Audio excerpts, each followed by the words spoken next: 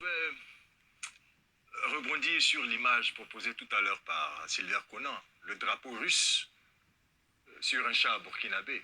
Brandi par un militaire. Brandi par un militaire, mais ça interroge l'attitude de la France.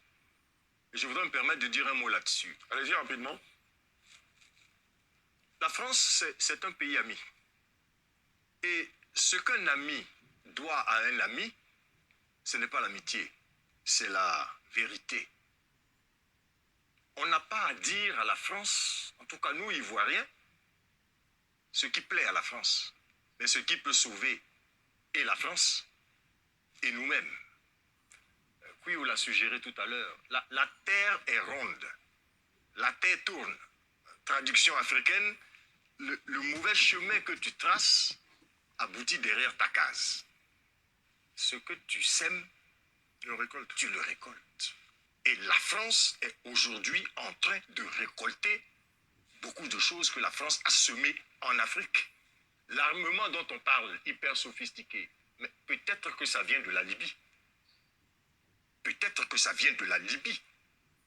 Mais qu'est-ce qui s'est passé en Libye? Nous le savons tous. Donc il faut que la France revisite et réinitialise son logiciel de sa posture tutélaire, de son narratif grand frériste et de certaines attitudes que la France a, que les Africains, beaucoup d'Africains trouvent insupportables. Le dire, c'est de la vérité et c'est parce que c'est nos amis qu'il faut le dire. Nous n'avons pas de problème avec les Français. Vous savez, chez nous, on dit que quand le sorcier veut vous tuer, il tue d'abord votre nom.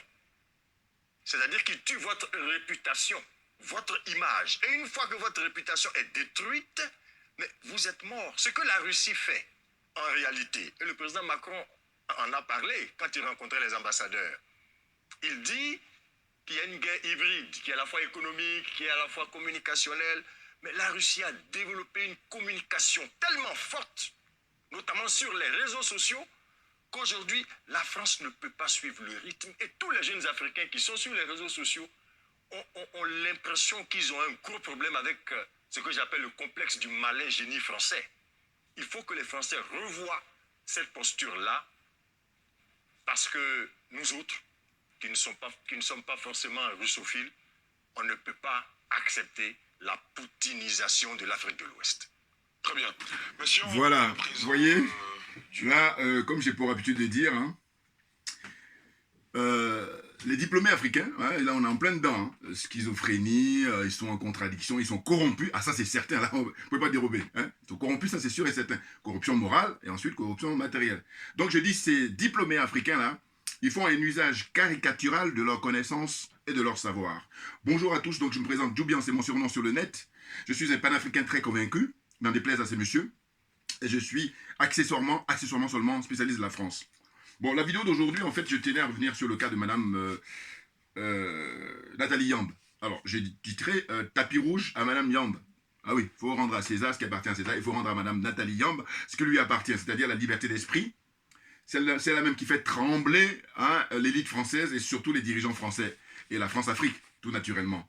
Et ça a démarré depuis fort longtemps. Simplement, quand elle a eu la tribune en octobre 2021, là-bas à Sotchi, en Russie, c'est là où elle a cassé la baraque. Alors que ceux qui la connaissent depuis fort longtemps, elle-même, elle le dit dans des interviews qu'en réalité, c'est pas nouveau ces propos-là. Simplement, là, elle avait une tribune qui était en mondiovision. Voilà, donc, bouya, on démarre. J'ai pris cet extrait-là, pourquoi? Parce qu'en fait, ce monsieur, qui s'appelle monsieur Dion, je crois, il est enseignant, voilà, des enseignants en Côte d'Ivoire, études supérieures, en fait. Voilà. Donc, diplômé, c'est sûr. Mais le problème qui se pose, c'est quoi? C'est que c'est une émission que je regarde de temps en temps, mais vous ne rien vous cacher, je ne regarde pas l'intégralité. Je regarde juste quelques parties là. Voilà. Et puis, je constate que finalement, il a été récupéré très vite, alors qu'il aurait pu jouer une espèce de arbitrage comme ça, de manière à ce que dans un débat comme ça entre intellectuels, en tout cas entre diplômés, pas parce qu'il s'agit de faire preuve de ses connaissances et de son intelligence, eh bien, thèse, antithèse, c'est-à-dire que pour et contre, ce serait tellement intéressant. Or, ce n'est pas le cas. On est dans une situation où ils viennent là, critiquer la France, c'est tabou. Ah, mais il ne faut pas toucher à la France. Ah oui. Maintenant, eux, ils sont partisans de la France, mais par contre, ils ne supportent pas que d'autres soient partisans de la Russie. C'est ça où ça pose problème. Eh oui. Non. Acceptez que vous êtes francophile, vous êtes, je sais pas, je sais même pas, ils sont même plus royalistes que les rois, voilà, c'est pour vous dire, voilà. Hein, c'est-à-dire qu'ils sont plus français que les Français. Bon, ça c'est votre choix. Mais acceptez qu'en face, il y ait des gens qui, eux, vont opter pour la Russie, pour M. Poutine, tout naturellement. Et parce que, qu'est-ce qu'ils disent en gros là? À un moment donné, il y a le barbu là, j'oublie son nom, Ndri ou je sais pas. Bon, lui, il dit voilà, j'ai été choqué de voir que sur les chars, lors de le coup d'État récent, enfin en tout cas la prise de pouvoir des militaires là, hein, le 30 septembre, j'ai été choqué de voir sur les images, sur les chars, les militaires du Burkina qui brandissaient les drapeaux, comment dire ça, les drapeaux russes. Voilà, c'est ce qu'il disait que ça l'a choqué. Et puis il n'est pas le seul sur le plateau, puisque monsieur, celui qui a parlé tout à l'heure, dont j'ai montré l'extrait, lui aussi, il dit qu'il est choqué. Bon. Ils sont tous choqués en gros. Ouais. N'importe quoi. Ben, je vais vous dire. Toujours pareil, je donne mon point de vue. Écoutez, quand je vois qu'ils sont comment dire ça, ils sont choqués par ça, bon, c'est de l'escroquerie morale. Pourquoi? Parce que je dis, écoutez, moi, je suis comme des millions d'Africains. Ah oui, soyons d'accord. Des millions d'Africains choqués sur le fait qu'il y ait des bases militaires françaises en Afrique de manière générale et en Côte d'Ivoire en particulier. Voilà, c'est ça qui me choque. Et non pas des jeunes gens qui font la révolution, jeunes même militaires, quoi qu'il en soit, civils ou militaires, qui brandissent aujourd'hui en 2022, au 21e siècle, les drapeaux des Russes qui sont des libérateurs. Ça veut dire quoi? Ça veut dire que ces gens-là, ils sont broyés par l'escroquerie morale. Mais moi, je dis que comme on arrive à la fin du règne de M. Ouattara, ces gens-là, je dis, on garde les images. Alors, j'y tiens, il faut garder les images. Oui, non, parce que c'est des gens qui vont tourner leur veste facilement. Hein, parce que c'est justement, c'est propre à l'être humain, ça. C'est-à-dire que, voilà, ils sont des, comment dire ça, c'est des opportunistes, très clairement. Moi, je suis curieux de voir ces gens-là. Vous allez voir quand M. Ouattara ne sera plus au pouvoir, de voir le discours qu'ils vont tenir. Vous allez voir. Je ne suis pas étonné. Enfin, je veux dire, parce que je sais déjà qu'est-ce qu'ils vont tenir comme discours. Parce qu'ils sont simplement pour penser à leur bas-ventre, à leur ventre. Voilà, suivez mon regard. Oui, oui, oui. C'est des cupides. C'est des jouisseurs, comme ça, instantanés. Et bien entendu. Non, parce que franchement, on est à l'heure d'Internet. On est à l'heure des réseaux sociaux. Comment se fait-il que ces gens-là, ils ne fassent pas... Ils nient le fait que le Mali a tous les dossiers concernant toute la espèce de croquerie comme ça depuis des décennies, la France, au Sahel. Et d'ailleurs, lui-même, il est perdu. Parce que, vous savez, à un moment donné, quand justement, la partie où j'ai pris là, où il parle justement pour dire que la France doit s'en prendre à elle-même, mais moi, quand j'ai commencé, d'ailleurs, c'est pour ça que j'ai pris cette partie-là, parce que je me suis dit, ah tiens, ils vont lui tirer les oreilles, là. Mais il s'est rattrapé après, mais comme d'hab. Donc, on souffle le chaud et le froid. Alors, on perturbe tout le monde. Et puis, comme les gens ne sont pas forcément avisés, parce que c'est ça que je dis, ils ont une responsabilité, ces gens-là. Mais bien entendu, parce qu'ils sont suivis, hein, en Côte d'Ivoire, en Afrique en général, mais en Côte d'Ivoire en particulier. Donc, l'influence qu'ils ont sur les gens qui ne sont pas avertis. N'importe quoi. C'est incroyable. C'est incroyable. Je suis choqué. Mais non, mais vous n'êtes pas choqué que, comment dire, il y a les bases militaires françaises, comment on appelle ça, là-bas en Côte d'Ivoire? Vous n'êtes pas choqué de ça? Et vous êtes choqué parce qu'il y a les drapeaux qui est brandi par les soldats du Burkina. Mais alors, moi je vais simplement leur dire, reprenez les images d'archives, la France, au moment de la libération, et vous allez voir, si les Français n'avaient pas, si des soldats français même, les Français, ça c'est sûr, hein, beaucoup de Français prenaient le drapeau américain. Mais si, comment dire, les Français, les soldats français n'avaient pas le drapeau américain, reprenez les images d'archives. Et quand vous allez voir ça, maintenant je suis curieux de voir quelle est votre réaction par rapport à ce que vous étiez en train de dire. Au lieu de faire, il faut s'excuser quand c'est comme ça, hein, vous la fermez. Non parce que, en fait, comment je dis, on vous prend la main dans le sac. C'est-à-dire que je suis impressionné parce que je dis, mais c'est pas possible. Et puis il y a des gens là qui vont m'envoyer des messages. Bon, les trolls, je trouve normal. Mais ceux qui sont pas trolls, c'est pire. Parce que les trolls encore, eux, c'est des machines, ils sont payés pour ça, il n'y a pas de sous-métier. Bon, ils vont en fait, les trolls, eux, pour moi, ils fonctionnent pour la forme, voilà. C'est-à-dire, hein, pourvu que ça mousse, voilà. Donc, voilà. Donc, faut pas se laisser distraire, faut pas se laisser dans la diversion. Mais, eux, donc, dans ce cas-là, je leur accorde une circonstance atténuante. Par contre, ceux qui ne sont pas des trolls, et puis qui envoient d'autres commentaires qui ne tiennent pas la route, j'ai dit, mais non, mais c'est grave. Vous êtes paumés, vous êtes perdus. Donc, allez, prenez des cours, asseyez-vous. Oui, oui, oui. Non, mais franchement, ah là là là là là, c'est incroyable. Monsieur Ouattara est en pleine imposture. Comme je dis, il est dans ce que j'appelle le coup d'état permanent. Bon, maintenant, on me dira, oui, mais c'est vrai, ceci explique cela. Puisqu'à partir du moment où monsieur Ouattara est dans un pays où on est dans du non-droit, bon, le pire, c'est qu'ils font croire à beaucoup d'Ivoiriens, un pays de combien? On nous dit maintenant, aujourd'hui, c'est 30 millions d'habitants. Eh bien, il y a une bonne proportion quand même qui croient à ce que disent ces gens-là. C'est pour ça que ça me met hors de moi, très franchement. Ben oui.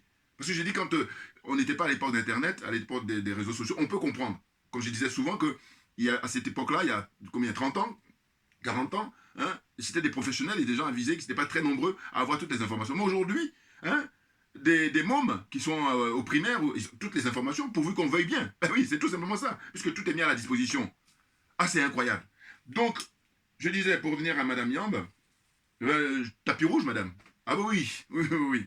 Alors, il faut que je rappelle rapidement. J'ai déjà fait plusieurs vidéos à l'époque quand elle avait été expulsée de la Côte d'Ivoire. Souvenez-vous, elle a été expulsée de la Côte d'Ivoire, c'était en décembre 2019. Or, son expulsion préfigurait la visite officielle qu'effectuait M. Macron en Côte d'Ivoire. Voilà, c'était ça. Donc, M. Ouattara, d'une certaine façon, faisait le ménage. Voilà, parce qu'il faut que la maison soit bien rangée. Hein, un peu. Non, mais moi, je ne peux pas m'empêcher de comparer ces gens-là, hein, parce qu'ils sont tous vraiment à faire des concours. C'est un peu comme récemment, quand M. Macron a été au Cameroun, en mois d'août 2022, eh ben, le régime de Paul Biya, M. Paul Biya, voilà, le roi fainéant, eh ben, ils ont cassé des baraques hein, sur le trajet, le parcours de M. Ouattara. Des baraques des pauvres gens. Leur business, ils les ont cassés parce que faut pas que M. Macron, dans son cortège, il puisse voir des... Mais vous vous rendez compte, je rappelle ça parce que je l'avais déjà dit dans mes vidéos précédentes, mais je redis encore, pour dire que ceux qui vont soutenir Paul Biya, à un moment donné, fermez-la. Voilà, vous êtes fatigant, on a toutes les preuves. Qu'est-ce que vous êtes indéfendable. Donc je reviens maintenant pour M. Ouattara. Il fait expulser Mme Yamb parce que justement, quand elle s'est prononcée en Russie, eh ben, elle a mis le pied dans le plat. Ah bah oui, hein. Elle a mis le pied dans le plat. En 9 minutes, elle a chicoté comme ça la France-Afrique, hein, les relations que la France entretient avec ses colonies. Donc elle a mis hein, à la lumière, hein, en mondiovision, hein, pour que tout le monde voit, hein, par son intelligence, hein, elle a expliqué ça très simplement. Voilà. Droit au but. Elle va droit au but. Mais voilà. Et donc, ce qu'on lui reproche? On lui reproche de ne pas accepter la corruption morale. Hein, et du coup, voilà. Et parce qu'il faut dire qu'elle, elle a fait des vidéos, elle a fait des interviews où elle explique que sa sécurité est menacée. C'est ça où c'est très grave. Ah oui. Non, parce que, en réalité, notre solidarité n'est pas forte. C'est pour ça que la France même, elle surfe, ou les Occidentaux en général, et la France en particulier, surfent là-dessus. Bien entendu. C'est-à-dire qu'à mon petit niveau, j'ai pas fait de judo, mais les frères qui ont fait du judo m'ont expliqué un jour, m'ont dit que, voilà, en fait, la technique du judo, ça consiste à prendre la force de l'adversaire. Donc moi, n'ayant pas fait de vidéo, mais par contre ayant constaté ça, j'ai dit, mais on est en plein judo là. C'est-à-dire qu'en fait, la France, constamment, elle prend la force des Africains, et puis, voilà, quand les Ouattara, quand les Macky Sall, quand les Patrice Talon, je vais faire une vidéo prochainement, si j'ai le temps. Hein, lui, il est en train de signer pour que les bases militaires françaises s'installent chez lui. Mais le Mali a tous les dossiers. Vous voyez, c'est là où je dis, mais c'est circonstances aggravantes. Bien entendu. Et puis, il a des jeunes ministres, parce que lui, bon, il n'est même pas très âgé, Talon, voilà. Mais il a des jeunes ministres, c'est-à-dire qu'ils sont beaucoup plus jeunes que moi. Hein. Eh bien, il pourrait quand même dire, non, non, non, il faut arrêter. Mais non, non. Mais qu'est-ce qui anime ces gens-là? Alors, on en revient toujours au slogan, malheureusement, hein, comme si vous voulez qu'on fasse, c'est obligé, parce que j'ai dit, sinon, dites-moi, hein, si c'est pas ça, pourquoi ils font ça? Voilà. Donc, ils sont aliénés, ils sont complexés et ils sont corrompus. Voilà, c'est ça qui explique ça. Il faut trouver une raison, hein, parce que la nature a horreur du vide. Donc, voilà, donc on en est là, Bon, donc, Madame Yamb, moi, je la soutiens, tout naturellement. Et puis depuis, vous imaginez, je la soutiens depuis qu'elle a été expulsée de la Côte d'Ivoire.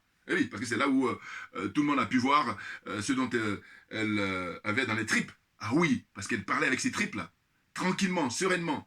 Vous avez les images, hein, vous allez sur YouTube, voilà, c'est très connu là, son intervention, 9 minutes. Et là, elle fait du paf, paf, paf, paf. Et là, les Français, non, ils ne supportent pas. Parce que les Français, ce qu'ils supportent, ce sont les Africains qui sont aliénés. Ce sont les Africains qui sont complexés. Ce sont les Africains qui sont corrompus. Voilà, là, elle valide. Là, elle donne des passeports diplomatiques. oui, oui, oui. Hein? Même elle paye ton billet d'avion aller-retour. Elle paye ceux qui sont venus à Montpellier, là. Rappelez-vous, voilà. Hein? Donc, ils ont été choyés, c'est-à-dire on a payé les hôtels, hein? Et puis ils ont été reçus hein, préalablement à l'Élysée. Ah, donc, ça flattait leur ego en désordre, voilà. N'importe quoi. On est à l'heure comment on fait ça, d'Internet, des réseaux sociaux, pour ce que je dis, de la communication comme ça qui est révolutionnaire. On ne peut pas vivre dans l'anachronisme comme veut la France. Voilà. Et, ils sont bloqués au XXe siècle et c'est pour ça qu'ils ont un mal fou. Alors, pour ne pas oublier, j'ai vu là, récemment, un intellectuel, enfin, oui, bon, diplômé c'est sûr, on peut dire, bon, ben, maintenant on a un peu de doute, parce que l'intellectuel, il doit faire briller, hein, voilà, élever le débat et puis essayer de faire grandir les gens. Or, eux, ces gens-là, comme eux, ce qui les intéresse, c'est leur panse, nourrir leur panse et puis leur bas-ventre aussi. Parce que j'aime bien l'expression, parce qu'il y a des gens qui disent ça, c'est tout ça très bien. Voilà, le ventre, le bas-ventre, voilà, c'est ça qui les intéresse.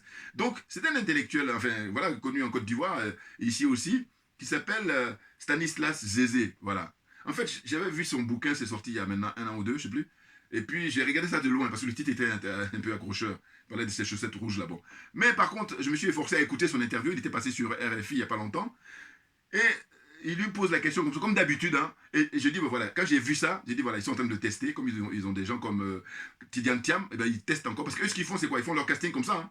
Et puis, des médias comme RFI et France 24 et tout ça, compagnie, et TV5 Monde, eux, c'est la signature du ministère des Affaires étrangères. C'est le Quai d'Orsay. Voilà. Donc, autant vous dire, c'est des militants, mais très chevronnés. Donc, qu'est-ce qu'ils font? On lui demande à un moment donné, qu'est-ce que vous pensez, en fait, du sentiment anti-français?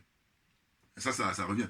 Bon, évidemment, c'est la pure escroquerie, hein, parce qu'en fait, on passe le temps à répéter, mais ça ne les intéresse pas, parce que ces gens-là, je vous dis, c'est l'empire du mensonge. Donc, moi, j'ai dit religion du mensonge. Donc, on dit qu'il n'a jamais eu de sentiment anti-français. Sinon, vous imaginez le nombre de Français qui vivent en Afrique. Il n'y a pas de problème. À vrai dire, c'est le sentiment anti-politique française. Donc, nuance. Mais ils veulent rien savoir parce que ça ne les arrange pas. Vous pensez bien. Pensez bien. Vous voyez? Et d'ailleurs, c'est même pour ça que les Français qui habitent en Afrique, je les mets en accusation. Parce que je dis, qui ne dit rien consent. Je dis, il pourrait faire des vidéos là. Il y en a un seul monsieur qui a fait ça un jour. Il était au Sénégal. Voilà. C'est le seul, pour l'instant, en tout cas. Il y en a d'autres, si vous voulez, envoyez-moi les liens pour que je puisse voir. Mais il était le seul comme ça qui a dit, non, moi ici, je vais qu'à mes occupations tranquillement, personne ne m'embête. Voilà. Mais il y en a plein. Il n'est pas le seul. Mais sauf qu'ils disent rien.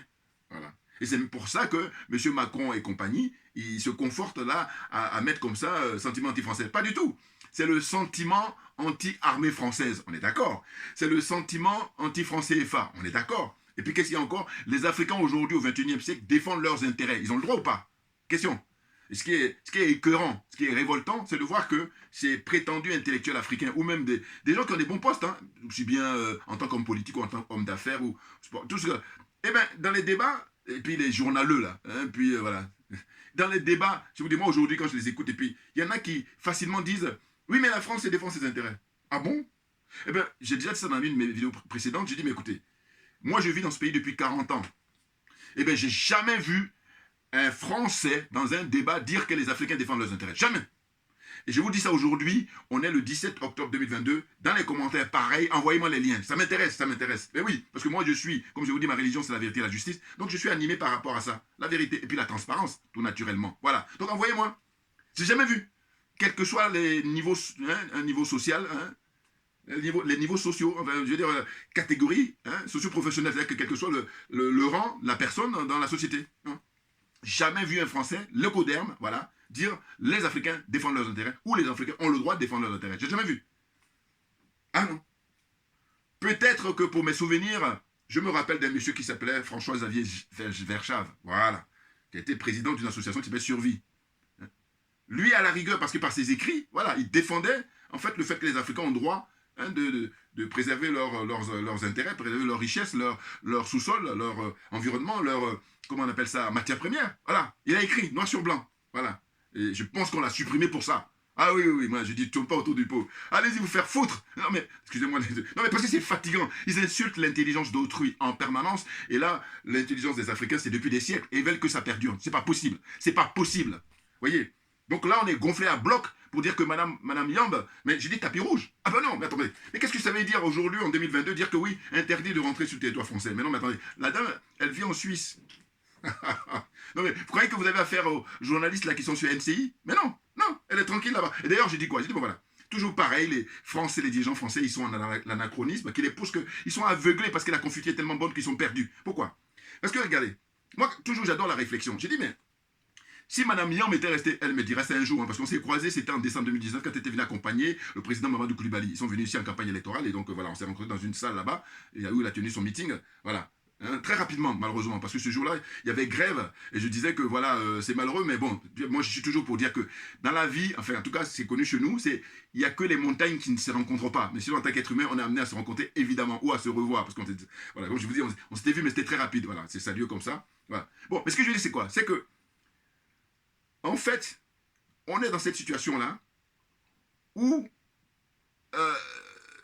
évidemment, ils sont pour souhaiter qu'on reste comme ça, aliénés, complexés et corrompus, et puis leur business tourne. Vous voyez? C'est ça. Mais dès lors que vous avez une liberté, et que dis-je, Mme Yamb, ce qu'on lui reproche, mais c'est parce qu'elle a une conscience politique. Ah ben oui. Et nous autres, les panafricains, tous les panafricains, les authentiques, hein, je ne parle pas des panafricains de pacotille. Non, non, non, non, je vous parle des authentiques. mais on a une conscience politique, mais très, très développée et très prononcée. Et c'est ce que nous reproche la France. Bien entendu, c'est clair. Et donc, ce que reproche la France à cette dame, cette grande dame, c'est qu'elle a une conscience politique. Tout comme nos pères, tout comme nos dévanciers, les pères de l'indépendance, hein, les Kwame Nkrumah, hein, les Patrice Lumumba, les Barthélemy Bokanda, les, comment on dit, Sylvanus Olympio, les... vous connaissez la liste habituelle? Modibo Keïta, voilà. Bouya, là c'est pour les frères du Mali. Mais très clairement, ah oui, c'est ça, ils avaient une conscience politique, mais très très poussée. Vous comprenez? Donc en gros, moi j'essaie de faire un résumé pour dire que, ne cherchez pas midi à 14, hein, ce que la France va reprocher à cette dame, c'est sa conscience politique. Et en plus, il se trouve que c'est son intervention en Russie, parce que je vous dis, si vous regardez les images d'archives, puisque tout est disponible sur Internet, vous allez voir que dans ses interviews, avant la Russie, mais elle a toujours été comme ça, donc il n'y avait rien de nouveau. La nouveauté, c'était vraiment, justement, l'espèce de tribune comme ça qui permet à ce que des millions de gens puissent voir, hein, comment dire, les relations comme ça que la France entretient avec les pays africains, hein, comme si on était toujours resté bloqué, hein, au 16e, 17e, 18e, 19e, 20e. Je n'exagère même pas, je ne sais même pas pourquoi je vais... Non, pas de démonstration, vous en savez beaucoup plus que moi. Hein, vous comprenez? Donc j'ai quand même pris quelques notes, et puis de dire quoi? J'ai dit qu'au final, la France, comme elle lui dit qu'elle interdit de venir sur le territoire, mais sachez très bien, les frères et sœurs, qu'elle n'est pas la première. Il y a des gens qu'on ne connaît pas. Bon. Mais on va prendre ceux qu'on connaît. En tout cas, à mon niveau. Bon. Mais j'ai l'expérience de Mme Aminata Traoré, ancienne ministre malienne du tourisme. Très grande intellectuelle. Ah oui, elle, par contre, c'est une intellectuelle. Ah oui, oui, là, il n'y a pas de doute. Elle a écrit, hein, et puis voilà. Simplement, ce que je lui reproche, j'ai dit, bon, la vieille, enfin bon, la maman, hein, voilà, parce qu'elle a un certain âge, bon, lâchez l'affaire maintenant. Parce que vous étiez resté toujours à parcourir le monde entier pour convaincre de l'universalisme, de l'humanité, et puis finalement, vous avez affaire à des gens qui sont sans foi ni loi. Donc à un moment donné, laissez la jeune génération s'en occuper. Et ils le font très, très bien. Bien entendu, regardez l'intervention à l'ONU, hein, le Premier ministre, hein, comment on appelle ça, Abdoulaye Maïga. Ouais. Très clair, limpide. Oui. C'est très limpide. Il n'y a pas d'ambiguïté. Les thèmes sont clairs. Il a chicoté comme ça, en direct devant tout le monde entier. Monsieur Macron, monsieur Ouattara, monsieur Bazoum, le secrétaire général le portugais, le secrétaire général de l'ONU, là. Et puis qui encore, hein, le jeune président là, de Guinée-Bissau, l'autre corrompu aussi, mais bon, enfin bon, bref. Donc tout ce monde, lors de cette intervention, il les a chicotés, tous giflés. Il les a giflés, pas les chicotés, c'est même giflés comme ça. Voilà, c'est plus humiliant quand tu gifles. C'est ce qu'il a fait. Voilà. Donc, en gros, si vous voulez, la France, elle va vous donner donc le sésame, hein, pour elle, hein, c'est au XXIe siècle. J'ai dit, mais c'est pas possible ça. Ah, ça démontre vraiment qu'ils sont à côté de la plaque. Non, mais ça veut dire quoi? Elle habite en Suisse. Mais parce que je comprends les frères qui sont restés au pays. Voilà. Parce que eux, justement, ils font les concours pour dire comment je vais bien me comporter, puis la France va me donner un visa pour que je rentre là-bas. Voilà. Mais par contre, elle est en Suisse. Voilà, ce que je disais, parce que, excusez-moi, parce que j'ai dit des choses comme ça. J'ai dit beaucoup de choses, donc voilà. Ce que je voulais dire, c'était que si Mme Yom restait en Côte d'Ivoire à l'époque, si elle n'avait pas été victime de cette expulsion, parce que je dis, ils lui ont rendu un grand service, hein, parce que de mon point de vue, là encore, il faudra lui demander à elle-même maintenant, le moment venu. Mais moi, j'observe et puis j'analyse. Je dis qu'à mon avis, ils lui ont rendu un service de l'amener là-bas. Bon, c'est vrai que si on lui demande le choix, elle va rester en Côte d'Ivoire, évidemment, puisque ça fait 10 ans qu'elle y vivait. Voilà. Donc elle a fait un choix. Bon. Mais si elle était restée en Côte d'Ivoire, elle serait dans une situation beaucoup moins confortable. Donc, elle aurait fait de l'autocensure dans ses propos. Alors que le fait qu'on l'ait expulsée dans le village, j'allais dire le village de sa maman, hein, dans le pays de sa maman. Bon, en Suisse, parce que sa maman est suisse. Bon, son père qui est du Cameroun. Bon, mais c'est une panafricaine très convaincue, authentique. Eh bien, elle a une liberté, mais beaucoup plus grande, tout naturellement. Mais c'est clair.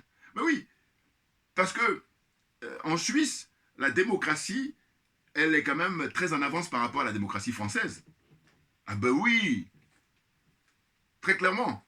Allez, rapidement, ça fait longtemps que je n'ai pas fait de vidéo jaune, j'ai des vidéos jaunes, vidéo gilet jaune.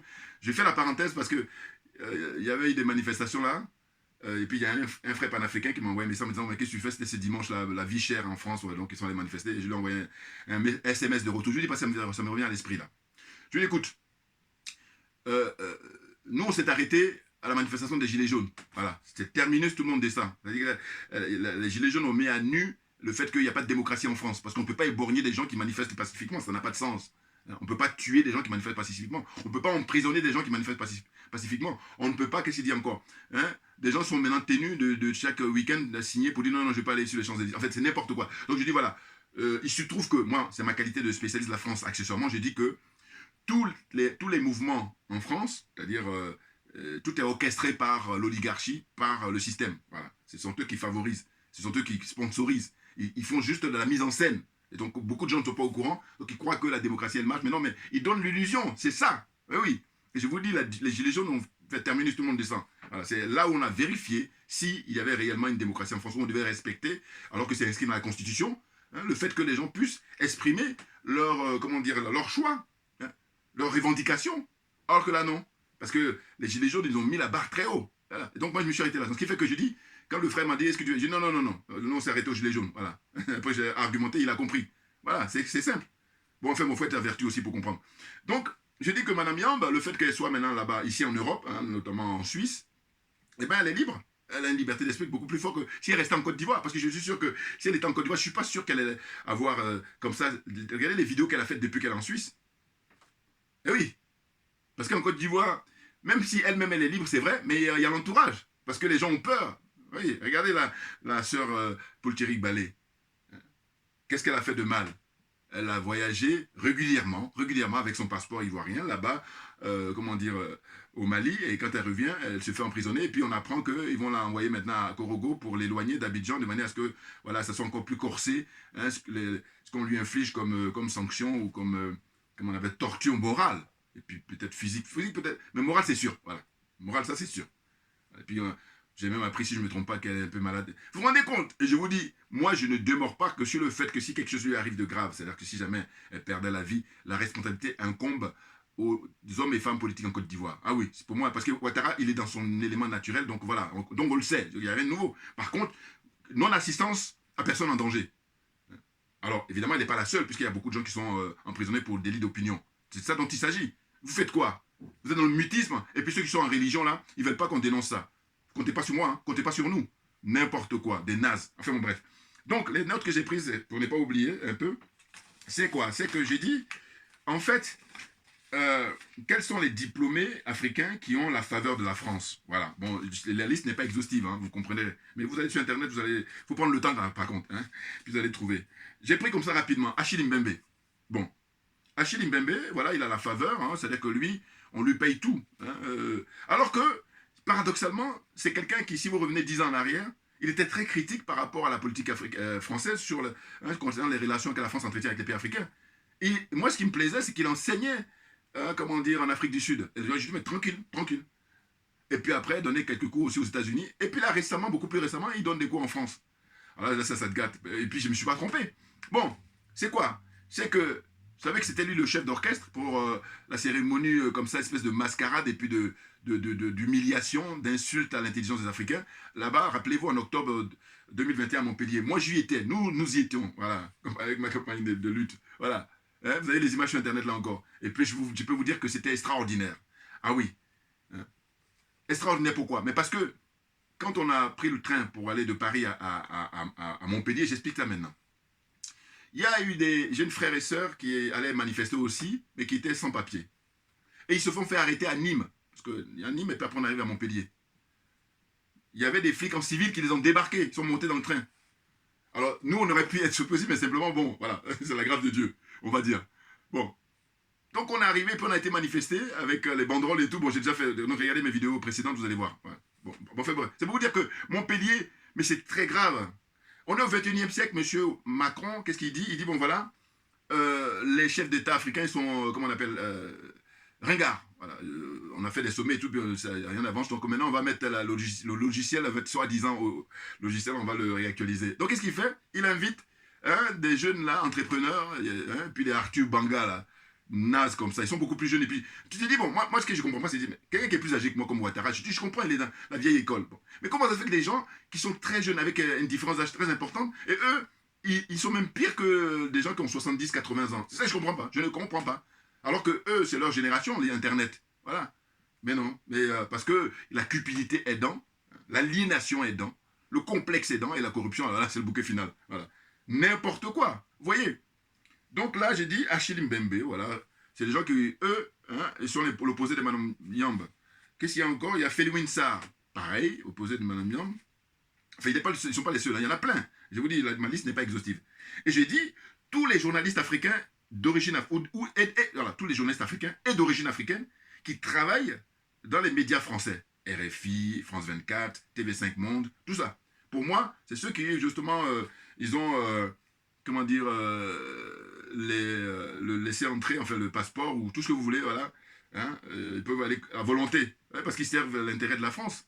Mais bien entendu. Mais faut qu'ils le reconnaissent et qu'ils ne fassent pas le malin. Moi, ce qui m'empêche, c'est ça. J'ai dit, tu veux faire le malin pour aller où? Non, ferme-la, ferme-la. Et puis j'ai dit, vous, par contre, vous êtes bloqués au XXe siècle parce que nous, le combat que nous sommes en train de mener. Nous, les panafricains, on est au XXIe siècle très clairement. Ah bah oui. Ah oui, nous, on est en train de mettre la lumière. Alors que vous voulez vous cacher là, dans vos conneries là qui concernent combien? Si on fait des statistiques. Un groupuscule de 0, je sais pas combien de pourcents là. N'importe quoi. Donc, la liste est quoi? Je vous dis la suite. Donc voilà, tous les journalistes qui travaillent, hein, même les correspondants là, qui sont dans tous les pays africains. Là. Pour moi, tout cela, eh ben, c'est l'inverse de Mme Yamb, tout naturellement. Comprenez bien mon raisonnement, hein, comprenez mon raisonnement. Et ensuite, il y a tous les diplômés africains, voilà. Vous regardez sur les chaînes là, Côte d'Ivoire, la Côte d'Ivoire sur le pompon, voilà. Au Togo, ils sont un peu bizarres. Quand je dis ils sont un peu bizarres, c'est que alors qu'ils sont aussi dans c'est un des cœurs de la France-Afrique, hein, là, au Togo. Mais par contre, dans les médias, surtout à la télévision, je le regarde de temps en temps, eh bien, il y a des intervenants qui se montrent un peu plus libres. C'est-à-dire qu'ils font... Ce que je dis, si on respectait l'intelligence des gens, c'est de... Sur un débat, il y a un côté des gens qui sont pour et un autre côté des gens qui sont contre. Voilà, le débat. Puis maintenant, on laisse l'appréciation aux téléspectateurs ou aux auditeurs d'apprécier. Oh là, c'est pas cas. Qu'est-ce qu'ils font? Tout le monde est partisan de la France-Afrique. Hein, tout le monde est partisan de la France. Voilà. Et puis maintenant, hein, on est en train de lobotomiser des générations encore comme si c'était pas assez. Voilà. N'importe quoi. Et donc, j'ai dit, tous les diplômés africains pro-français et pro-OTAN. Voilà. Eux, ils sont l'opposé de Mme Yamb. Vous comprenez bien. Alors, évidemment, il taxe Mme Yamb d'être payée par les Russes, et puis comme tous les panafricains d'ailleurs. Mais je dis, eux là, le problème, c'est que toutes les accusations, écoutez bien, hein, toutes les accusations que la France porte sur la Russie, eh bien, c'est des pratiques qu'elle connaît très bien, qu'elle connaît très très bien, qu'elle a toujours fait, justement. Et donc, elle jalouse, en fait, d'une certaine façon, la Russie. Elle n'est pas en train de parler de quelque chose qui, lui, est étranger, hein, ou quelque chose qui est étrangère. Non, non, non, non. Elle parle de connaissance de cause. Mais seulement comment elle insulte notre intelligence, donc elle est à l'aise, alors que normalement, par pudeur, elle aurait pu se garder. Mais non. Et les gens sont tellement perturbés parce qu'il y a le matériel qui les tient, eh bien, ils restent comme ça dans la servitude volontaire. Voilà une expression que j'aime beaucoup. Voilà. Ils sont dans la servitude volontaire. C'est des malades, hein. Enfin bon. Ah là là là là. Donc, il y a tous les jeunes invités, hein, par Macron, comme j'ai dit tout à l'heure à Montpellier, en octobre, voilà, j'ai déjà dit.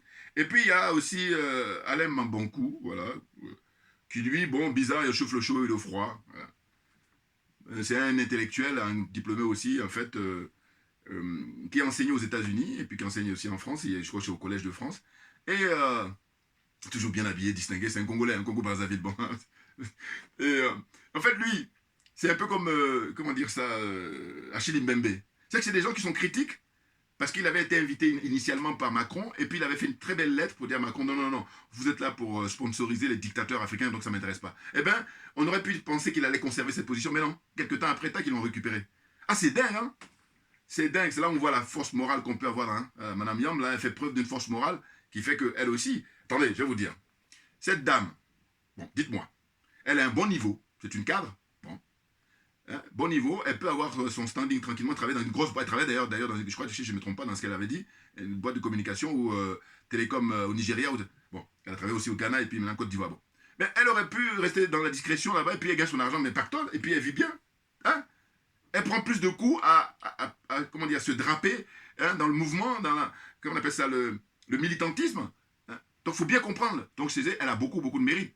Pas elle seulement, beaucoup ont des mérites. Puisque il y a des gens qui ont des bons postes et puis, alors qu'il y en a plein là, voilà, justement à cause du matériel, ils veulent que nous tous, nous soyons toujours esclaves jusqu'à la fin de nos vies. C'est ça. Et nous, on combat ça, mais plus que jamais, parce que quand on regarde la jeunesse au Burkina, mais ça fait plaisir, ça fait chaud au cœur. Ah, ils sont remontés, ce sont eux qui ont imposé, hein, le capitaine là. Il dit, tu vois, Non, non, non. Les assises, là. Vous allez...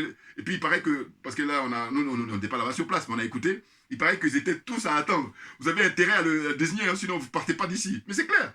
Parce que déjà, on a volé la révolution de la jeunesse du Burkina. Rappelez-vous, quand Blaise Compaoré, il a fui comme un lâche, comme un chien errant là, en Côte d'Ivoire. Il a été escorté par les Français, hein, exfiltré. Vous vous rendez compte?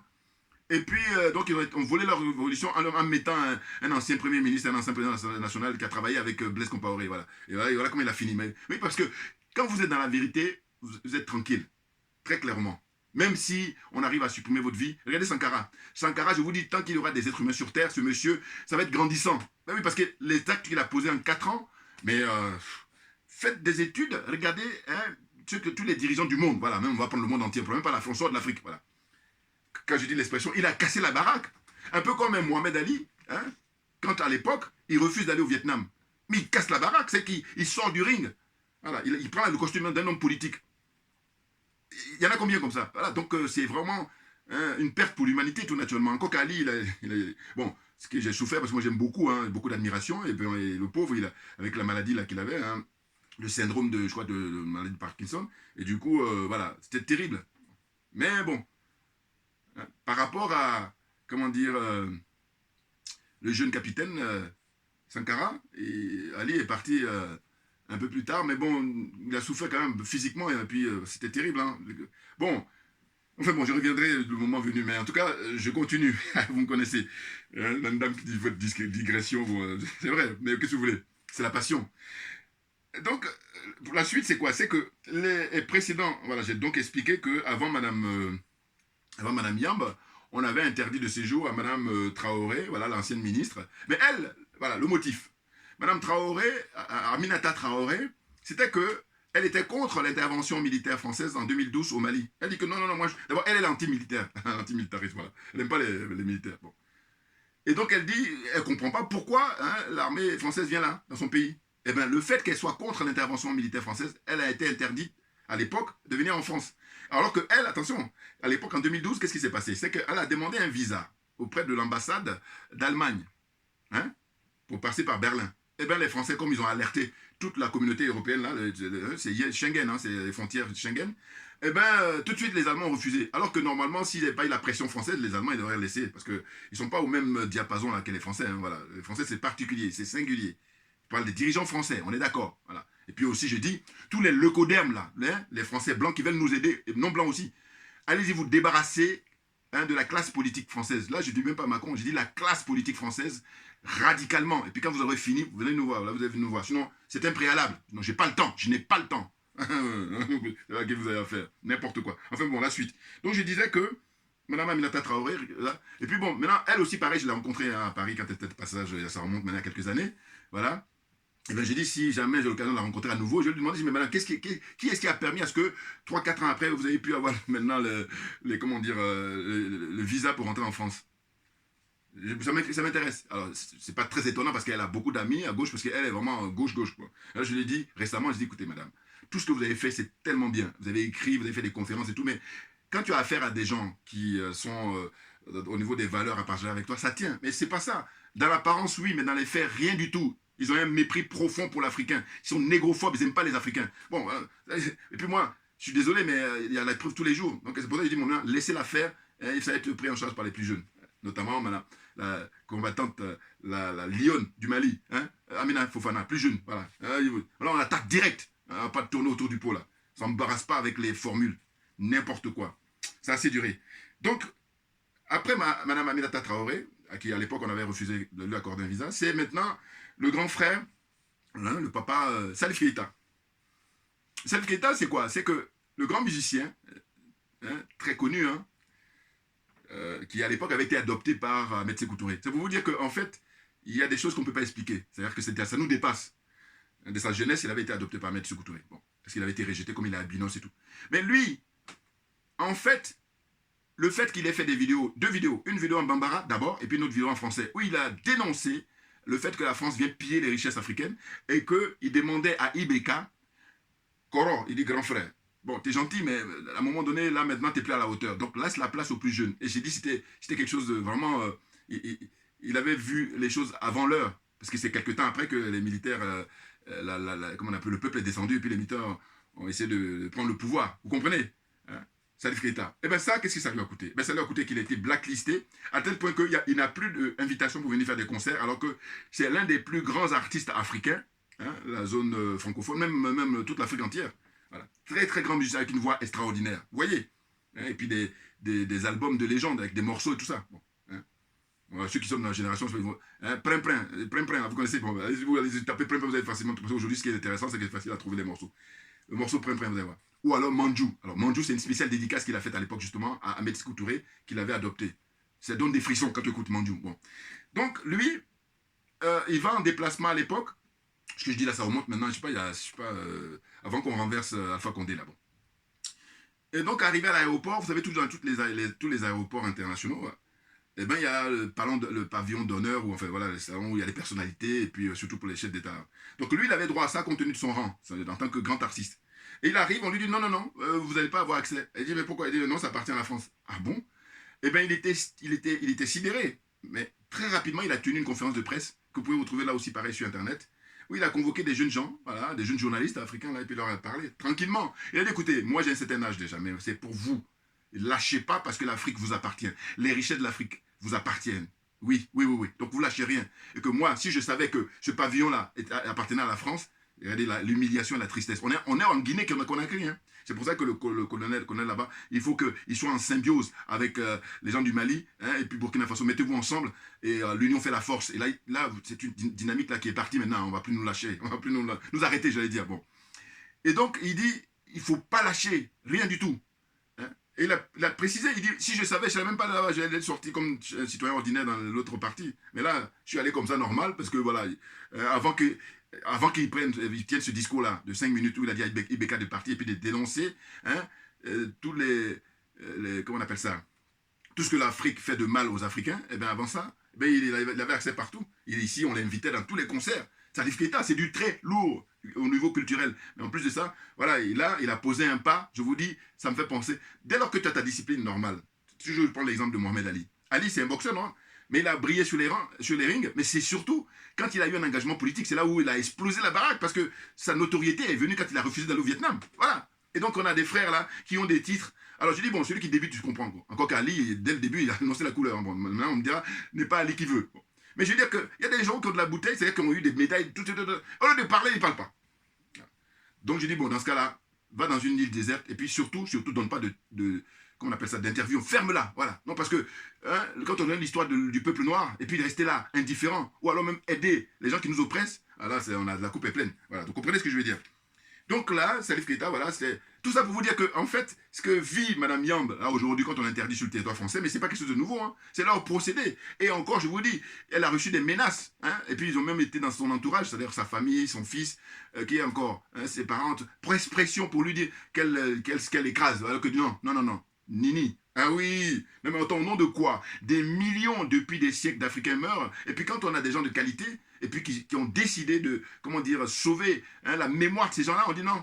Non mais c'est peine perdue, on est d'accord, c'est peine perdue, mais bien entendu. Et donc, parce qu'on est tellement motivé, et la motivation, vous savez, c'est beaucoup plus fort que tout. Hein. Nous, on est motivés, et notre motivation est beaucoup plus forte, tout naturellement, parce que nous sommes dans la vérité, clairement, très clairement, alors que les autres, ils sont motivés, mais ils sont dans le mensonge. Donc c'est juste hein, à durée, comme je dis, en CDD, hein, à durée déterminée, n'importe quoi. Alors donc la suite, c'est quoi?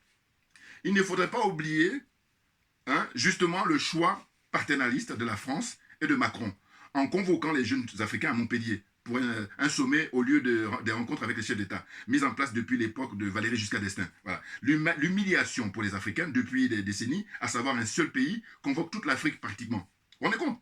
Alors que l'on devrait parler des sommets Europe-Afrique, Asie-Afrique, Amérique-Afrique. Voilà. Mais non, qu'est-ce qu'on assiste? France-Afrique. France tout seul contre l'Afrique. Et là aussi, ça a coûté à l'époque la vie à le capitaine Thomas Sankara, parce que figurez-vous qu'il s'était exprimé là-dessus. Il a dit, mais au nom de quoi un seul pays, tous les pays africains, ils votent comme un seul homme pour la France? Au nom de quoi? Bon, lui, comme je dis souvent, quand j'ai vu le documentaire du Suisse à l'époque, hein, ce documentaire que j'avais vu 4 fois, c'était projeté au cinéma à Saint-Michel. Bon, ceux qui connaissent un peu Paris. Bon, mais j'ai été le voir 4 fois, pour vous dire. C'est vraiment passionnant, parce qu'il y avait beaucoup d'inédits, voilà. Puis à chaque fois, il y a des choses comme ça, on découvre. Bon, eh bien, je disais quand je regardais, j'étais dans la salle, je disais, putain, il a signé son arrêt de mort à plusieurs reprises. Mais voilà, c'est-à-dire que c'est un homme exceptionnel et il n'y en a pas beaucoup. Voilà. C'est pour ça qu'il faut protéger les Nathalie Yamb, les Kemi Seba, les Amina Fofana. Il faut les protéger, nous tous. Enfin, je veux dire par là que c'est pas possible comme ça qu'ils font la technique du judo. Ils prennent nous-mêmes notre énergie et puis ils nous neutralisent. Et là encore le mot est gentil et élégant. Vous voyez ce que je veux dire. Donc, hein, etc. Il faut rappeler que ces intellectuels africains étaient contre la politique française en Afrique, mais ont été vite convaincus d'accepter de collaborer avec la France-Afrique. Je parle de Achille Mbembe et puis, comment ça s'appelle, Alain Mamankou, là. Voilà. Hein? Achille Mbembe, Camerounais, et puis Alain Mamankou, le Kankoro, Brazzaville. Bon. La France reproche à Nathalie Yamb d'avoir une conscience politique, bon ça je l'ai déjà dit, hein, et d'être incorruptible. Voilà, c'est ça. En fait, ils ne le disent pas directement, mais c'est ça. Voilà, moi j'ai traduit, moi. Oui. Vous voyez, donc la suite c'est... Alors, ils sont choqués sur le fait que des militaires du Burkina Faso, bon ça, voilà, c'est ce que j'ai dit tout à l'heure, c'était par rapport aux Zozo, là, qui sont sur le plateau de LCI, voilà, dont j'ai déjà parlé, c'est pas la peine. Il faut dire que les journalistes intervenant sur LCI et toutes les chaînes ivoiriennes font mine d'ignorer et d'oublier qu'il existe 4 bases militaires françaises en Côte d'Ivoire. Bon, ça, je l'ai déjà dit aussi, enfin bon. Vous avez compte, les mecs ne sont pas choqués qu'il y a des bases militaires françaises dans toute l'Afrique. Encore, ils sont choqués que des jeunes gens, hein, en train de saluer, en train de remercier la Russie de venir nous libérer. Mais c'est impressionnant. Hein. Des fois, je me dis, mais est-ce que pincez-moi pour savoir ce que je vis le réel là. Parce que ça dépasse l'entendement, je vous dis. Mais c'est impressionnant. Donc, on est dans cette situation-là. Vous voyez, très clairement. Ah oui, là, je vais arriver à la fin là. Eh oui, j'arrive à la fin. Et de vous dire que ben, tapis rouge pour Madame Nathalie Yamb, parce que elle assure. Ben oui. Non, parce qu'il y a deux choses. Soit vous êtes corrompu, soit vous êtes aliéné, soit vous êtes complexé, et la France est valide. Mais dès lors que, justement, vous rejetez la corruption, en tout cas, vous refusez d'être corrompu, voilà. Puis, j'ai un message derrière moi, là, si vous regardez en jaune, là. Je dis, c'est lui qui te corrompt, il te méprise, tout simplement. Et moi, j'ai une démarche, je vous dis, comme je dis, ma religion, c'est la vérité et la justice, ce qui fait que mes messages, ça arrose tout le monde, c'est-à-dire le corrupteur comme le corrompu. Maintenant, partagez au maximum mes vidéos. Et je dis que faut être fair play. Mais oui, il y en a qui ont du mal. Mais qu'est-ce que là, par contre, quand tu as du mal, je peux rien. Franchement, parce que moi, je fais ce que je peux faire. Voilà. Donc, celui qui te corrompt, il te méprise. L'acte de corruption, voilà, le fait de corrompre quelqu'un d'autre, hein, de corrompre autrui, il faut mépriser pour faire ça. Mais ça, c'est tout. Dixit moi-même. Hein. Dixit moi-même. C'est moi-même, dans ma réflexion, comme ça que j'ai pu sortir ça. Parce que quand je prends la réflexion de quelqu'un d'autre, je le dis. Très souvent, vous l'avez constaté d'ailleurs. Un peu comme quand j'ai dit. Hein, le vice rend hommage à la vertu. J'ai dit, bon, ça c'est un truc qu'avait sorti, la première fois que j'ai lu dans les bouquins de M. François-Xavier Verschave. Voilà. Et puis, autre chose encore, je sais pas, des citations, je le dis facilement, mais quand par contre ça vient de moi, là ça vient de moi. Voilà. Je dis, celui qui te corrompt, il te méprise. Voilà. Donc réfléchissez, mais il faut méditer là-dessus, c'est très important. Vous comprenez? Voilà, donc je vais m'arrêter là aujourd'hui, et puis je lui fais un big up, hein, cette grande dame. Hein. Je vous dis, on s'est vu une seule fois, mais je pense que, comme on dit, les montagnes ne se rencontrent pas les autres. On est amené à se revoir tout naturellement. C'est clair. Merci à vous tous pour votre attention. Hein, merci bien pour votre fidélité. Et puis, à très très bientôt. On lâche rien, bien entendu, parce que c'est nous qui avons raison. Les choses sont claires.